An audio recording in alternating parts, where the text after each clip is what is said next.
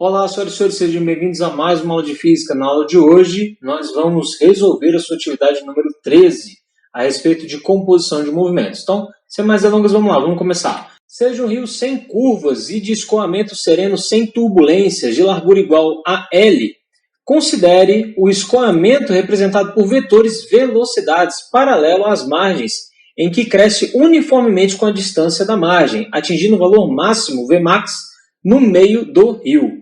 A partir daí, a velocidade de escoamento diminui uniformemente, atingindo um valor nulo nas margens. Isso acontece porque o atrito de escoamento é mais intenso próximo às margens. Um pescador, na tentativa de atravessar esse rio, parte da margem inferior, no ponto O, com um barco direcionado perpendicularmente às margens e com velocidade constante em relação à água, e igual a U. As linhas pontilhadas nas figuras representam possíveis trajetórias descritas pelo barco ao atravessar o rio, saindo do ponto O e chegando ao ponto P, na margem superior. Com fundamentos nos conceitos da cinética, assinale a alternativa correta. Então ele quer saber aqui, qual que representa corretamente a trajetória do barco, né? Qual dessas figuras representa a trajetória do barco corretamente, e a respeito aqui do tempo, qual é o tempo que demora para atravessar esse rio. Bom, pessoal, duas coisas que a gente tem que ter em mente. Primeiro, para atravessar o rio, o tempo depende apenas da velocidade do barco, que é perpendicular ao rio, tudo bem?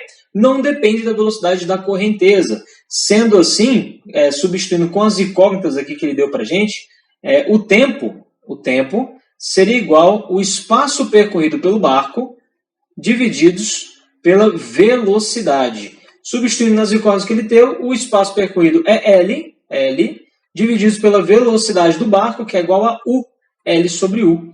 Então, a gente ficaria com uma dessas alternativas aqui, T vai ser igual a L sobre U. Tudo bem? É isso daqui que influencia no movimento do barco. Lembrando, a velocidade da correnteza, que ele chamou de Vmax, não influencia na travessia, no tempo de travessia. Tudo bem? Até mesmo que ela varia. E qual seria daqui das trajetórias corretas? Bom, se a velocidade é máxima no meio do rio, é aqui que ela vai ter a maior influência sobre o barco, né? Deslocando ele para a direita.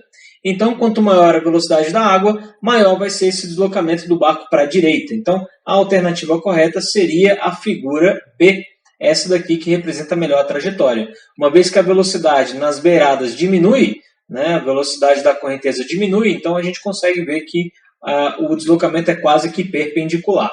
Tudo bem? Onde ele é máximo, o deslocamento é quase que na horizontal. Tranquilo? Então a resposta ficou a letra B de bola. Próxima questão. Um barco, ao tentar atravessar um rio com 1 km de largura, a correnteza do rio é paralela às margens e tem velocidade de 4 km por hora. A velocidade do barco em relação à água é de 3 km por hora, perpendicularmente às margens. Nessas condições, pode-se afirmar que o barco atravessará o rio em quanto tempo? Então vamos lá, ele tem 1 km de extensão e ele deu as velocidades para a gente, tanto da correnteza, que vale 4 km por hora, quanto a velocidade do barco, que é de 3 km por hora. Como que a gente determina o tempo? Mais uma vez, pela equação velocidade é espaço sobre tempo, já que a gente está tratando de movimento retilíneo uniforme, e isolando o tempo a gente tem o espaço percorrido sobre a velocidade. Daí basta substituir os valores que ele deu para a gente, né? Lembrando de novo, a velocidade que importa para o barco atravessar o rio é apenas a velocidade do barco, aquela que é perpendicular. A velocidade da correnteza não importa para a gente nesse movimento. Então a gente vai substituir os valores, velocidade do barco na velocidade que vai ser 3 e a distância que é de 1 km. Então tenho 1 km dividido por 3 km por hora. Moral da história, eu tenho 1/3 de hora que corresponde a 20 minutos. Resposta é a letra C de Cristo. Tudo bem? Vamos para a próxima. Um pescador em seu barco segue rio abaixo. O barco, em relação às margens, é mais veloz que a correnteza do rio. O pescador, num certo instante, avista uma lata alguns metros adiante do barco, flutuando nas águas. Então responda, se o pescador estiver a 14,4 km por hora em relação à terra e a correnteza fluindo a 3,6 km por hora, quantos segundos serão necessários para que o barco chegue à lata, que está distante 24 metros? Então, a situação é essa, ele não está perpendicular, e sim junto, né, na mesma direção aí do rio, ele está seguindo o rio abaixo. Muito bem, substituindo os valores que ele me forneceu aqui, ele disse que 14,4 km por hora seria a velocidade em relação à Terra. Então, a velocidade do barco em relação à Terra é 14,4 km por hora. Representando aqui 3,6 km por hora, a velocidade da correnteza, então está aqui, velocidade da correnteza, 3,6 km por hora. Ele quer que eu encontre o tempo que demora para o barco atingir aquela latinha que está lá na frente, né, que está 24 metros distante. Então pronto, já anotamos todos os valores aqui. Como ele quer que a gente encontre o tempo, vou usar o mesmo artifício que a gente estava usando antes. O tempo vai ser o espaço percorrido pela velocidade, só que essa velocidade aqui seria a velocidade do barco com relação à água. Repara que ele não me deu esse dado, ele me deu do barco com relação à terra e a velocidade da correnteza. Eu preciso da velocidade do barco com relação à água, desse percurso aqui, né, de 24 metros. Então, vamos lá, vamos tentar encontrar essa velocidade do barco. Eu sei que a velocidade do barco mais a velocidade da correnteza vai ser a velocidade do barco com relação à terra. Então, representando esse vetor aqui, ó, geometricamente, nós temos a velocidade do barco somado com a velocidade da correnteza, seria a velocidade do barco com relação à terra. Muito bem, então, só substituindo os valores aqui que ele forneceu para a gente, vai ser, então, 14,4 tem que ser igual a 3,6 mais a velocidade do barco. Esse 3,6 está somando, passa para o outro lado subtraindo, nós vamos ter que a velocidade do barco deve ser de 10,8 km por hora. Ou, em metros por segundo, 3 metros a cada segundo. Para fazer essa transformação, basta a gente dividir por 3,6. Agora que eu tenho a velocidade do barco, eu posso tirar as outras velocidades aqui, que não são interessantes para mim, e fazer análise apenas desse movimento. Então, a velocidade é de 3 metros por segundo, ele vai percorrer essa distância de 24 metros. Quanto tempo demora? Basta substituir os valores. Então, 24 divididos por 3, nós temos que ele demora 8 segundos. Para colocar lá no gabarito, ele pediu centena, dezena, unidade, então 008. Vamos para a próxima questão.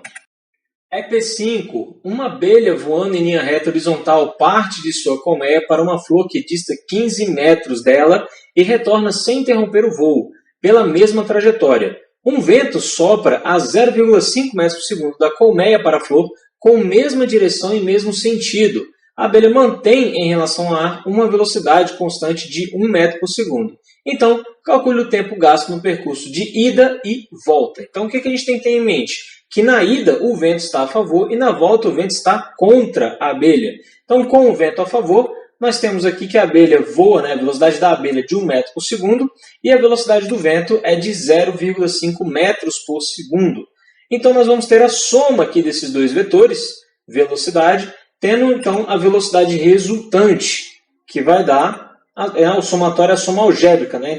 Colocando os dois como sendo positivo, nós temos 1 mais 0,5, que é igual a 1,5. Essa seria a velocidade na ida, né? E como ele quer saber o tempo gasto nesse percurso, a gente vai utilizar a mesma conta que a gente estava fazendo antes, isolando aqui o tempo, então vai ser o espaço dividido pela velocidade. O espaço percorrido ele deu, que é de 15 metros, certo? Dividido por essa velocidade, então na ida ela vai demorar 10 segundos para chegar até a flor. E na volta? Na volta nós temos a velocidade da abelha continua sendo 1 metro por segundo, né, com relação ao ar, e a velocidade do vento agora aparece contrário. Então, já representando aqui, de acordo com o sinal, menos 0,5, porque está contrário ao movimento. E aí nós temos que, somando tanto geometricamente quanto algebricamente, é uma soma de um número negativo, nós temos então que a velocidade resultante, aquela que é contrária ao vento, é de 0,5 metros por segundo. Então, quanto tempo demora sobre essa velocidade para percorrer aqueles 15 metros? Vamos utilizar a mesma fórmula e 15 metros divididos por 0,5, ela vai demorar 30 segundos para voltar. Como o item, a questão perguntou, né, calcule o tempo gasto no percurso de ida e volta. Então, 10 segundos para ir, 30 segundos para voltar, o total é de 40 segundos. Pode colocar um gabarito 040, centena, dezena, unidade. Tudo bem? Vamos à próxima. Próxima questão é o exercício resolvido do seu livro, tá? O exercício resolvido de número 3. E aqui eu vou explicar de uma maneira diferente. Vamos lá. Um barqueiro deseja atravessar um rio na direção perpendicular à correnteza. Se a velocidade da correnteza for considerada paralela às margens do rio e medir 3 metros por segundo, e a velocidade do barco em relação à água for de 8 metros por segundo, qual será o módulo da velocidade resultante do barco em relação às margens do rio? Então, pessoal, o que a gente tem que ter em mente é que o barco quer atravessar perpendicularmente aí o rio, né? E se você colocar que ele vai ter uma velocidade perpendicular ao rio, o que vai acontecer com a correnteza, né, que tem aqui 3 metros por segundo? O que vai acontecer com a correnteza? Vai empurrar esse barco para a direita. E no final das contas, a trajetória que a gente vai ter vai ser uma diagonal para a direita. E não é isso que ele quer. Ele quer que o barco atravesse perpendicularmente. Para tal, então o que ele tem que fazer? Ele tem que virar o barco, né, subindo o rio, e aí a velocidade dele, parte da velocidade vai ser contrária à velocidade da correnteza, porque assim ele vai conseguir eliminar, de certa forma, aqui a velocidade da correnteza e fazer, né, seguir na direção perpendicular, que é o que ele quer, seguir na direção perpendicular. Então, para ele seguir nesse movimento, ele tem que ir um pouco contra, né, a correnteza do rio.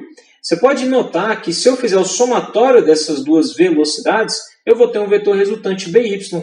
Né? Então, BY é o vetor resultante entre a correnteza e o vetor B. Então, pode até fazer a regra do paralelogramo aí, para confirmar, né, que a regra do paralelogramo a gente traça as retas paralelas e a gente vai ter a resultante aqui, vai ser BY. Então, para que a resultante seja perpendicular à correnteza, o barco tem que se mover com uma velocidade naquela direção, na diagonal ali para a esquerda, tá bom? Então, a gente vai focar agora nesses valores aqui para encontrar qual seria, né, essa velocidade com que o barco tem que, essa resultante aí, né? Então, vamos lá. O barco anda com uma intensidade B, né? BY está aqui já representado, e eu vou decompor essa velocidade B em BX e BY, de forma que o BX se cancele com a correnteza. Tá? Então, o que é óbvio para a gente é que se ele informou que a correnteza vale 3, o BX ele tem que valer menos 3. Né? A gente vai ver isso algebricamente. Bom, para determinar esses valores de BX e BY, eu preciso do Pitágoras. Então, colocando o teorema de Pitágoras, para quem não enxergou aqui, temos um triângulo retângulo, vou deslocar aqui o BY, ó. Muito bem, temos aqui o nosso triângulo retângulo, e agora a gente pode aplicar o teorema de Pitágoras. Veja que a soma dos quadrados catetos é igual ao quadrado da hipotenusa, que é o B. E substituindo os valores, nós temos BX tem que ser menos 3, né? Já que o C é 3, BX tem que ser menos 3. E substituindo aí, nós temos aqui, ó, BX menos 3. Eu quero encontrar o valor de BY, sendo que o B ele me forneceu vale 8. É claro que você não precisaria colocar o BX aqui como sendo negativo, né? Porque ele vai estar elevado ao quadrado e vai acabar que vai dar o mesmo na nossa conta. Porém, só para representar certinho aí, para você não se perder, se o referencial para a direita é positivo, para a esquerda, então ele tem que ser negativo. Né? A ideia é que ele, mais uma vez, que essas duas aqui, né, na horizontal, essas duas velocidades na horizontal se cancelem. Tá bom? Então, fazendo a continha, 8 ao quadrado dá 64, 3 ao quadrado, menos 3 ao quadrado nós temos que é 9, o 9 está somando, passa para o outro lado subtraindo, e aí 64 menos 9 dá 55, e a gente passa raiz, né? Porque o expoente está ao quadrado, passa para o outro lado raiz. Então, raiz quadrada de 55 dá esse númerozão feio aí. Né? Eu coloco sempre positivo e negativo, porque a gente tem que fazer uma análise desse sinal. Tá bom? Nesse caso aqui, a gente poderia adotar também para cima como sendo positivo. Então, o valor que a gente quer é esse 7,41 positivo. Se eu não me engano, ele pediu para você multiplicar esse resultado por 100 e desprezar a parte fracionária. Então, multiplicando por 100, nós vamos ter 741. Desprezando a parte fracionária, é isso aqui que você vai colocar lá no gabarito. Centena, dezena e unidade. Senhoras e senhores, muito obrigado por essa aula. A gente se vê na próxima. Conteúdo novo, viu? Fique ligado. Valeu!